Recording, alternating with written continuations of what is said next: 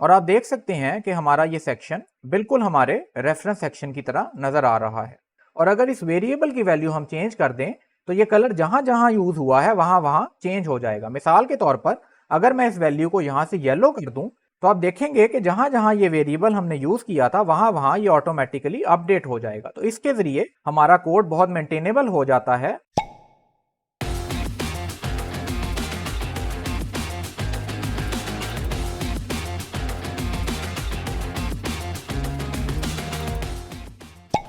अस्सलाम वालेकुम दोस्तों, मेरा नाम सलमान है और आप देख रहे हैं प्रैक्टिकल डेव। दोस्तों, लास्ट वीडियो में हमने अपने अबाउट और फीचर्स के सेक्शन की स्टाइलिंग को कंप्लीट किया था। अब हम अपने नेक्स्ट सेक्शन को टारगेट करेंगे और होपफुली इस प्रोसेस में CSS से रिलेटेड कुछ नए टिप्स और फीचर्स सीखेंगे। तो चलिए चलते हैं अपनी स्क्रीन की तरफ। तो दोस्तों, लास्ट वीडियो में हमने 014.html पे काम किया था। तो जिस पैटर्न को हम फॉलो कर रहे हैं उसी को फॉलो करते हुए हम इसकी एक कॉपी बना लेते हैं। तो दोस्तों, आप देख सकते हैं कि मैंने यहाँ पर 015.html फाइल बना ली है और उसके साथ ही उससे रिलेटेड एक स्टाइल शीट क्रिएट कर ली है जो कि वहां से ही शुरू होगी जहां पर हमने 014.html को छोड़ा था। तो एक बार इसे अपने ब्राउजर में ओपन करके देख लेते हैं। तो दोस्तों, आप देख सकते हैं कि जहां पर हमने अपने प्रोजेक्ट को लास्ट टाइम छोड़ा था वहीं पर हमारा प्रोजेक्ट मौजूद है और अब हम अपने नेक्स्ट सेक्शन पर काम करेंगे। तो अगर हम एक दफ़ा अपने रेफरेंस प्रोजेक्ट को देखें तो जो नेक्स्ट सेक्शन हम यहाँ पर कवर करेंगे वो ये हमारा सर्विसेज का सेक्शन है, जिसमें ये बैकग्राउंड पर कुछ ग्रेडियंट है और हमारे पास कुछ कार्ड टाइप के एलिमेंट्स हैं। तो चलिए चलते हैं अपने एडिटर की तरफ और इस सेक्शन को क्रिएट करते हैं। तो दोस्तों, हम अपने इन सेक्शंस में से एक को फिलहाल जल्दी से कॉपी कर लेते हैं और इसके दरमियान वाला कंटेंट रिमूव कर देते हैं। तो ये जो हमारा नया सेक्शन है ये अब सर्विसेज का सेक्शन है, हम इसे रीनेम कर लेते हैं। इस सेक्शन में हमारे पास कुछ कार्ड होंगे जिसमें से हर कार्ड हमारी एक सर्विस को रिप्रेजेंट करेगा। तो हम यहाँ पर कार्ड के लिए एक डिव क्रिएट कर लेते हैं जो कि हमारा एक एलिमेंट का रैपर होगा। इसे क्लास दे देते हैं सर्विसेज कार्ड की। इस कार्ड में हमारे पास एक इमेज है जिसके लिए हम यहाँ पर एक कंटेनर बनाएंगे। इसे हम क्लास देंगे सर्विसेज कार्ड आइकॉन की और इसके अंदर हमारे पास अपना इमेज होगा। तो हम इस इमेज का पास यहाँ डाल देते हैं। ये हमारा सर्विस आइकॉन 1.png है। इसको एक ऑल टेक्स्ट दे देंगे और इसे क्लोज कर देते हैं। इस इमेज की डिव के बाद हमारे पास एक हेडिंग होगी जो कि हमारी एज 4 की हेडिंग होगी। इसे हम एक क्लास दे देंगे सर्विसेज कार्ड हेडिंग की और यहाँ पर कुछ टेक्स्ट लिख देते हैं। इसके बाद हमारे पास एक पैराग्राफ है जिसकी क्लास होगी सर्विसेज कार्ड डिस्क्रिप्शन की और इसे हम कुछ डमी टेक्स्ट असाइन कर देते हैं। और लास्ट में हमारे पास हमारा बटन होगा जिसके लिए हम अगेन एंकर को यूज़ करेंगे। इसे हम प्राइमरी बटन की जो हमारी क्लास थी वो असाइन कर देते हैं और इसका टेक्स्ट होगा रीड मोर। हम इस पेज को सेव करके एक दफ़ा चलकर अपने ब्राउज़र में देख लेते हैं। तो आप देख सकते हैं कि यहाँ पर हमारे पास ये जो हमारा कंटेंट था वो यहाँ पर विजिबल है और अब हम इसे स्टाइल करेंगे। तो सबसे पहले अगर हम अपने रेफरेंस को देखें तो ये जो हमारा कंटेनर है इस पर कुछ ग्रेडियंट बैकग्राउंड है, तो इसे देख लेते हैं। तो दोस्तों, ये जो बैकग्राउंड है ये हमारे इस आउटर सेक्शन पर जाएगा जो कि एंड टू एंड विड्थ को कवर कर रहा है। तो हम इसे इस सर्विसेज की क्लास को टारगेट करेंगे और यहाँ पर अपना बैकग्राउंड देंगे। इस बैकग्राउंड की जो वैल्यू है वो इस बार किसी कलर या इमेज की जगह पर लीनियर ग्रेडियंट का एक फंक्शन होगा। तो मैं यहाँ पर फिलहाल अपनी जो एक्चुअल वैल्यूज़ हैं वो पेस्ट करता हूँ और फिर हम इसे डिस्कस कर लेते हैं। तो हमारे पास लीनियर डैश ग्रेडियंट का एक फंक्शन है। उसके बाद हम पैरेंथेसिस ओपन करते हैं और इसके दरमियान में कुछ वैल्यूज़ पास करते हैं। तो ये जो वैल्यूज़ हैं इसके लिए सबसे पहले हमारे पास एंगल आता है कि हमारा ग्रेडियंट किस एंगल को जाएगा। इस एंगल के बाद हमारे पास कुछ कलर स्टॉप्स आते हैं। ये जो कलर स्टॉप्स हैं इसको हम परसेंटेजेस में बताते हैं कि जब हमारा ग्रेडियंट की पोजीशन 0% होगी तो ये कलर होगा। उसके बाद 50% तक हमारा जो ग्रेडियंट है वो इस कलर से इस सेकंड कलर में ट्रांजिशन करेगा। उसके बाद 100% तक यानी कि ग्रेडियंट का जो एंड है इस एंगल पर, तो मिसाल के तौर पर अगर हमारा एंगल लेफ्ट टू राइट जा रहा है तो स्टार्ट में हमारे पास लेफ्ट पर ये कलर होगा। उसके बाद 50% यानी कि सेंटर में आकर हमारा कलर ब्लू हो जाएगा और एंड पे यानी कि 100% पे हमारा कलर ये जो लाइट ब्लू का शेड है ये बन जाएगा। और ये जो हमारी ट्रांजिशन है ये बड़ी ग्रेजुअल ट्रांजिशन होगी और ये एक ग्रेडियंट फॉर्म करेगी, यानी हमारा कलर पिंक से ट्रांजिशन होकर ब्लू में जाएगा और ब्लू से ट्रांजिशन होकर ये जो लाइट ब्लू या टर्कोइज सा कलर है इसकी तरफ जाएगा। हम इस पेज को सेव करते हैं और एक दफ़ा इसे देख लेते हैं तो आप देख सकते हैं कि हमारा ग्रेडियंट यहाँ पर नज़र आ रहा है और हमारा एंगल जो है वो 135 डिग्री था, तो वो बेसिकली टॉप लेफ्ट कॉर्नर से राइट बॉटम कॉर्नर की तरफ जा रहा है। तो दोस्तों ये जो ग्रेडियंट्स हैं इनको जनरेट करने के लिए आपको थोड़ा सा बेसिक ग्राफिक डिजाइनिंग का नॉलेज होना चाहिए और आपको किसी ग्राफिक डिजाइन के बेसिक टूल के साथ फेमिलियर होना चाहिए, जैसे कि फोटोशॉप वगैरह, या फिर आप ऑनलाइन भी ये ग्रेडियंट्स जनरेट कर सकते हैं। मैं आपको एक हैंडी वेबसाइट बता देता हूं जिस पर आप बड़ी इजीली ग्रेडियंट्स जनरेट कर सकते हैं। तो आप अपने ब्राउजर से colorzilla.com पर जाएंगे और अगर आपको याद हो तो इसकी एक एक्सटेंशन भी हमने इंस्टॉल की थी जो कि हमारे पास यहाँ पर मौजूद है, जिसके जरिए हम अपने पेज पर से कोई कलर पिक कर सकते हैं। तो इस वेबसाइट पर हमारे पास ये अल्टीमेट ग्रेडियंट जनरेटर का टूल मौजूद है। अगर आप इसे सेलेक्ट करें तो यहाँ पर आपको डिफरेंट ग्रेडियंट्स के सैंपल मिल जाएंगे और उनकी वैल्यूज आपको यहाँ पर राइट साइड पर CSS की जनरेटेड मिल जाएंगी। तो इस टूल के जरिए आप बड़ी आसानी से अपना कस्टम ग्रेडियंट भी जनरेट कर सकते हैं और यहाँ से कुछ प्री सिलेक्टेड वैल्यूज भी यूज कर सकते हैं।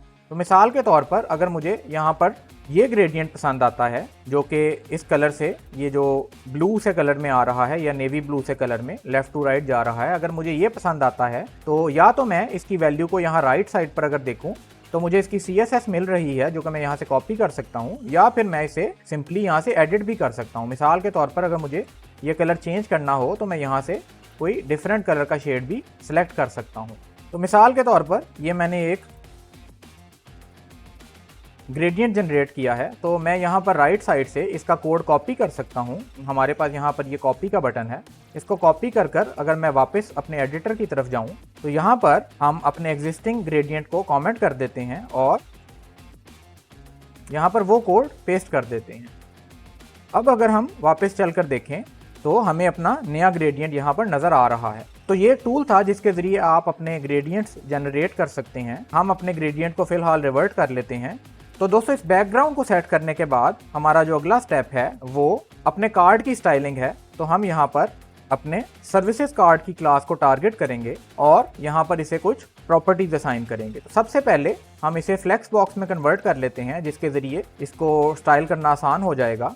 और क्योंकि हमारे कार्ड की जो डायरेक्शन है वो टॉप टू बॉटम आ रही है तो यहाँ पर हम इसकी फ्लेक्स डायरेक्शन को सेट करेंगे कॉलम की वैल्यू के साथ। अब अगर हम चलकर अपनी ब्राउजर विंडो में से देखें तो आप देख सकते हैं कि हमारे जो एलिमेंट्स थे अब वो टॉप टू बॉटम आ रहे हैं। और जो नेक्स्ट काम हमने करना है वो ये कि इन आइटम्स को हमने सेंटरली अलाइन करना है। तो हम यहाँ पर जस्टिफाई कंटेंट सेंटर करेंगे और इसी के साथ ही अलाइन आइटम्स भी सेंटर सेट करेंगे। और यहाँ पर एक जो प्रॉब्लम मुझे नज़र आ रहा है, अगर हम अपनी HTML में देखें तो यहाँ पर हमसे थोड़ी सी टाइपिंग मिस्टेक हुई है। यहाँ पर हमारे पास 2 अंडरस्कोर होने चाहिए थे, तो हम इसे करेक्ट कर लेते हैं। तो अब अगर हम चलकर अपने ब्राउज़र में देखें तो आप देख सकते हैं कि हमारी जो अलाइन आइटम्स और जस्टिफाई कंटेंट की प्रॉपर्टीज़ हैं वो सही से काम कर रही हैं। नेक्स्ट प्रॉपर्टी जो हम इस कार्ड को देंगे वो बैकग्राउंड की है, क्योंकि अभी हमें यहाँ पर कोई बैकग्राउंड कलर नज़र नहीं आ रहा, तो हम इसे वाइट सेट करेंगे और इसके साथ ही कुछ पैडिंग इसे असाइन करेंगे। तो टॉप और बॉटम पर हम इसे 2 रैम की पैडिंग देंगे और लेफ्ट और राइट पर 1.5 रैम की पैडिंग देंगे। इसे सेव करते हैं तो अब आप देख सकते हैं कि हमारे इस एलिमेंट ने कार्ड की शक्ल इख्तियार करना शुरू कर दी है। नेक्स्ट काम जो हम यहाँ करेंगे वो ये कि यहाँ पर थोड़ा सा गैप देते हैं। तो हम इसे 1.2 रैम का गैप देंगे ताकि हमारे जो चाइल्ड एलिमेंट्स हैं उनके दरमियान थोड़ी स्पेस आ सके। तो अब आप देख सकते हैं कि हमारे पास यहाँ पर गैप आ गया है और जिसकी वजह से ये थोड़ा बेहतर नजर आ रहा है। नेक्स्ट काम जो हम यहाँ करेंगे वो आप देख सकते हैं कि ये जो हमारा पैराग्राफ का एलिमेंट है ये इटसेल्फ तो सेंटर हो गया है, लेकिन इसका जो टेक्स्ट है वो सेंटर नहीं हुआ। तो दोस्तों टेक्स्ट को सेंटर करने के लिए हमारे पास एक डिफरेंट प्रॉपर्टी होती है, हम इसे वो असाइन करते हैं और ये प्रॉपर्टी होती है टेक्स्ट अलाइन की। इसके जरिए आप अपने किसी भी टेक्स्ट को या इवन इनलाइन एलिमेंट्स को हॉरिजॉन्टली अलाइन कर सकते हैं। और अब आप देख सकते हैं कि हमारा जो टेक्स्ट है वो अब सेंटर अलाइन हो गया है। नेक्स्ट काम जो हम करेंगे वो ये कि ये जो हमारा आइकॉन है जो कि एक्चुअली वाइट कलर में है, इसका जो कंटेनर एलिमेंट है जो कि एक डिव है उसे कुछ बैकग्राउंड देंगे। तो हम यहाँ पर अपने आइकॉन को टारगेट करेंगे और सबसे पहले इसे एक बैकग्राउंड कलर देते हैं ताकि ये हमें नजर आना शुरू हो। तो हम इसे अपने जो बटन के शेड्स में से एक पर्पल कलर था वो कलर असाइन करेंगे। इसे सेव करते हैं।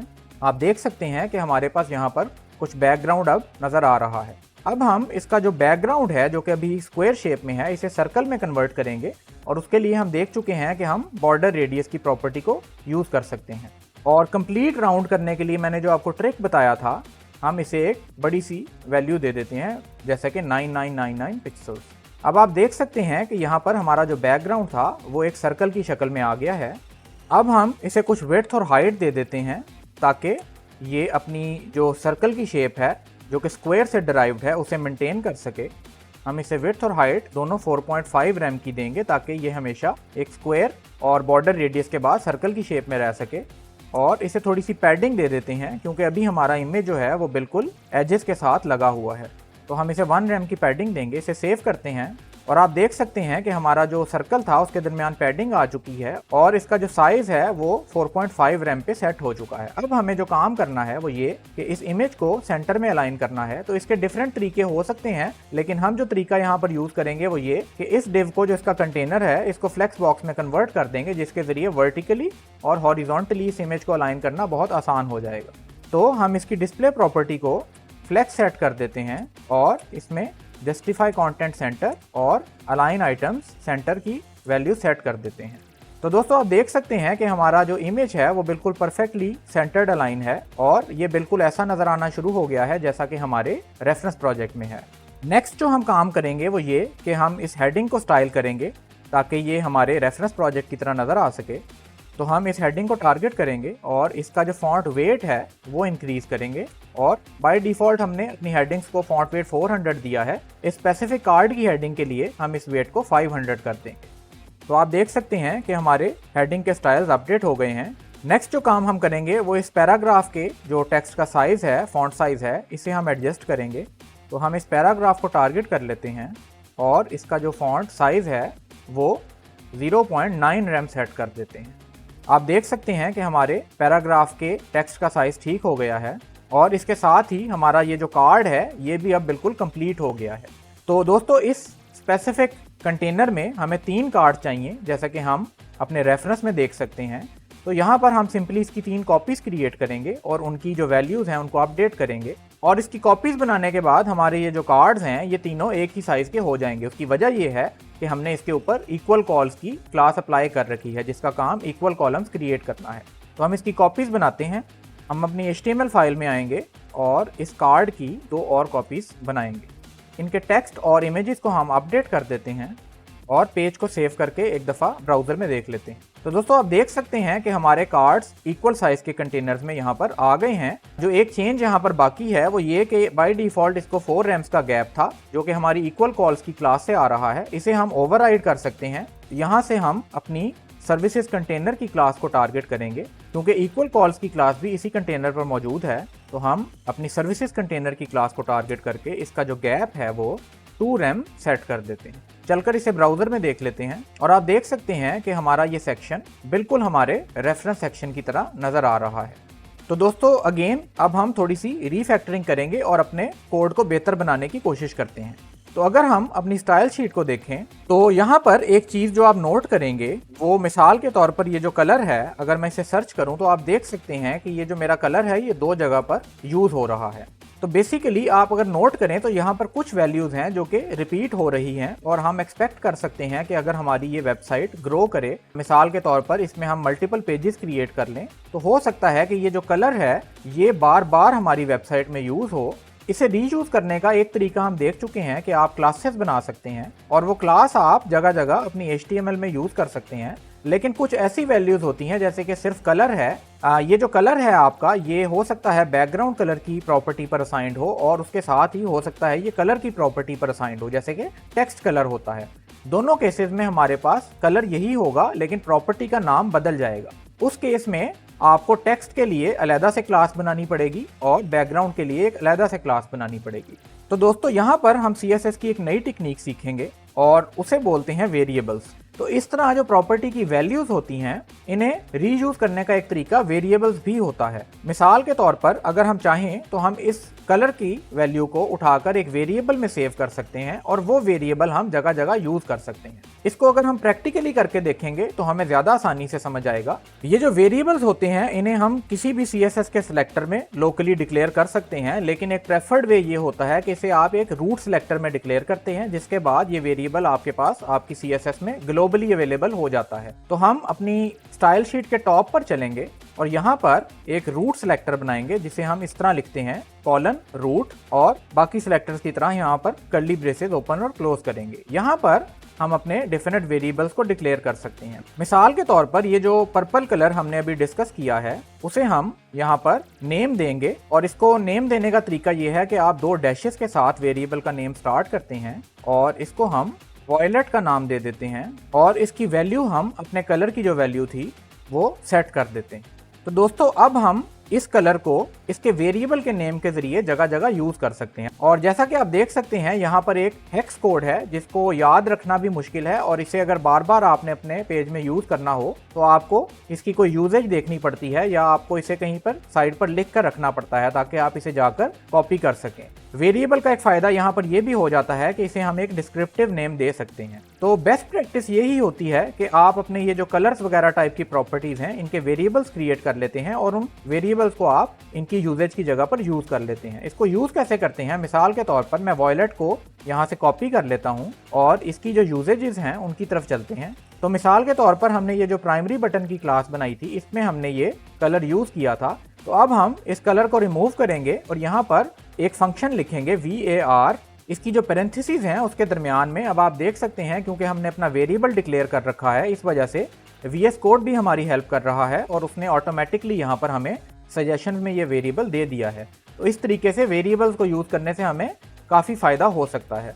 हम इसे सेलेक्ट कर लेंगे और अब इस पेज को सेव करेंगे, और इसी तरह जहां पर हमने ये कलर यूज किया था उसको हम रिप्लेस कर देंगे। अब आप देख सकते हैं कि जहां जहां पहले हम ये कलर यूज कर रहे थे वहां पर अब हम अपना नया वेरिएबल यूज कर रहे हैं। हम चलकर इसे एक दफ़ा अपने ब्राउज़र में देख लेते हैं, और आप देख सकते हैं कि हमारे जो बटन्स के कलर वगैरह हैं ये अभी तक इंटैक्ट हैं और इनमें कोई फ़र्क नहीं आया। फ़र्क सिर्फ इतना आया है कि अब हमारा कोड ज़्यादा मेंटेनेबल हो गया है।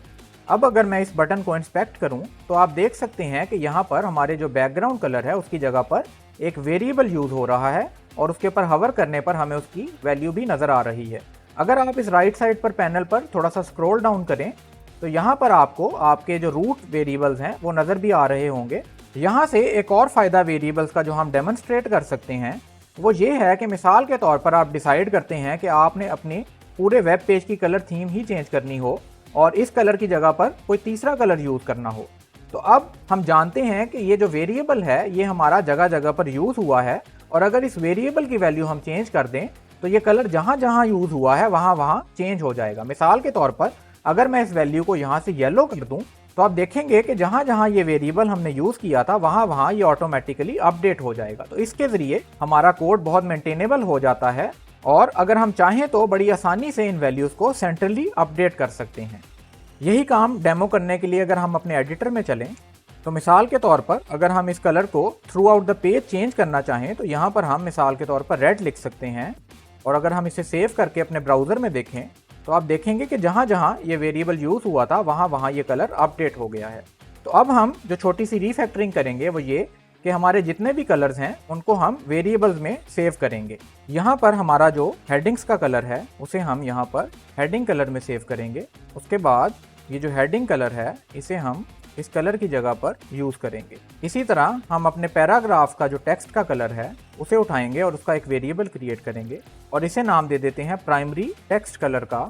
और इसी तरह एक छोटा सा चेंज ये करते हैं कि इस हेडिंग कलर को हम प्राइमरी हेडिंग कलर कर देते हैं।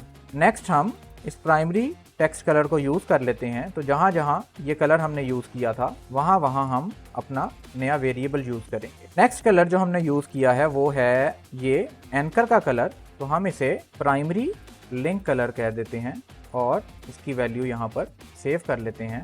उसके बाद ये जो वेरिएबल है इसे हम जहाँ जहाँ हमने ये कलर यूज़ किया था वहाँ पर यूज़ कर लेते हैं। उसके बाद हम और कलर्स देख लेते हैं। ये हमारे पास वाइट कलर है, इसको अभी हम बाद में देख लेते हैं। हम यहाँ पर वॉयलेट डार्क का एक वेरिएबल बना लेते हैं और यहाँ पर ये कलर सेव कर लेते हैं, और अगेन जहाँ जहाँ ये यूज़ हुआ है वहाँ पर जाकर हम इसे रिप्लेस कर लेंगे। इस बॉक्स शेडो के कलर को हम सेव कर लेते हैं एक वेरिएबल में।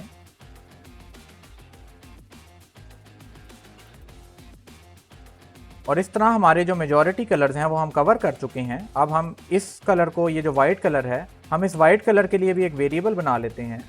इसे हम वाइट का नाम दे देते हैं और जहाँ जहाँ हमने वाइट कलर यूज़ किया है वहाँ पर हम अपना वेरिएबल यूज़ कर लेते हैं। तो दोस्तों आप देख सकते हैं कि अपनी वेब पेज के जो सारे कलर्स थे उनको हमने एक जगह पर इकट्ठा करके उनके वेरिएबल्स क्रिएट कर लिए हैं और फिर उन वेरिएबल्स को हमने through out the page use कर लिया है। कुछ और चीज़ें जो हम यहाँ वेरिएबल्स में सेव कर सकते हैं उनको देखने से पहले हम एक दफ़ा अपने वेब पेज को देख लेते हैं और हम यहाँ देख सकते हैं कि हमारी वेबसाइट अभी भी बिल्कुल वैसी ही नज़र आ रही है। और यहाँ पर जो फ़र्क पड़ा है वो ये कि हमने अपने कलर्स की जगह पर अपने वेरिएबल्स को यूज़ किया है, जिसकी वजह से हमारी जो वेबसाइट है वो अब बहुत मेंटेनेबल हो गई है। तो अगर हमने इनमें से किसी कलर को चेंज करना हो तो हम सिंपली, जैसा कि हमने देखा, अपने वेरिएबल की वैल्यू को अपडेट कर देंगे और वो कलर ऑटोमेटिकली चेंज हो जाएगा। वापस चलते हैं अपने एडिटर की तरफ और एक वेरिएबल जो मैं यहाँ पर आपको क्रिएट करके दिखाऊंगा। आप चाहें तो यहाँ पर जितने मर्जी वेरिएबल्स क्रिएट कर सकते हैं, लेकिन एक वेरिएबल जो मैं यहाँ पर ज़रूर क्रिएट करूंगा वो है हमारा ग्रेडियंट का वेरिएबल, प्राइमरी ग्रेडियंट। तो दोस्तों ये जो वेरिएबल्स होते हैं इनके अंदर आप CSS की कोई भी प्रॉपर्टी वैल्यू सेव कर सकते हैं। ज़रूरी नहीं कि यहाँ पर सिर्फ कलर हो, यहाँ पर आप कोई डायमेंशन सेव कर सकते हैं, आप यहाँ पर ये बॉर्डर बॉक्स की वैल्यू सेव कर सकते हैं, फॉन्ट फैमिली सेव कर सकते हैं। और एक चीज़ जो हम एक से ज़्यादा दफ़ा यूज़ करेंगे वो हमारा ग्रेडियंट है, जो कि हमें यहाँ पर नज़र आ रहा है। तो हम इस ग्रेडियंट को उठाएंगे, यहाँ पर हम अपना वेरिएबल यूज़ कर लेंगे प्राइमरी ग्रेडियंट का, और इसकी जो वैल्यू है उसे हम ये लीनियर ग्रेडियंट और ये जो पूरा आपका सेटअप है ये आप यहाँ पर सेट कर देंगे। अब अगर हम चलकर अपने ब्राउज़र में देखें तो आप देख सकते हैं कि हमारा ग्रेडियंट वहीं पर मौजूद है। अगर हम इस एलिमेंट को इंस्पेक्ट करें तो आप देख सकेंगे कि हमारा जो ग्रेडियंट है वो अब हमारे वेरिएबल से आ रहा है और इस वेरिएबल के जरिए हम अपने ग्रेडियंट को भी कंट्रोल कर सकते हैं। एक कलर जो मुझे स्क्रॉल करते हुए यहाँ पर नज़र आया था वो ये कलर है और ये बेसिकली नेविगेशन हाईलाइट कलर है। तो इसका हम एक वेरिएबल क्रिएट कर लेते हैं, इसे मैं वॉयलेट मिड कह देता हूँ और यहाँ पर आकर हम इसे अपने वेरिएबल से रिप्लेस कर देते हैं। एक बार अपने पेज को देख लेते हैं कि हमारा पेज बिल्कुल उसी तरह फंक्शनल है जैसे ये पहले था। तो दोस्तों ये था हमारा सर्विसेज का सेक्शन, जिसके अंदर हमने कुछ नई CSS की टेक्निक्स को सीखा। इसमें हमने ये देखा कि हम बैकग्राउंड के तौर पर ग्रेडियंट्स को कैसे यूज कर सकते हैं और कैसे वेरिएबल्स को यूज करके हम अपने कोड को मेंटेनेबल बना सकते हैं। उम्मीद है आपको ये वीडियो पसंद आई होगी। अगर आपने ये चैनल अभी तक सब्सक्राइब नहीं किया तो प्लीज़ इसे सब्सक्राइब कर लीजिए और अगर वीडियो पसंद आई हो तो इसे लाइक और शेयर करना मत भूलिएगा। Till next time, this is practical Dave signing out.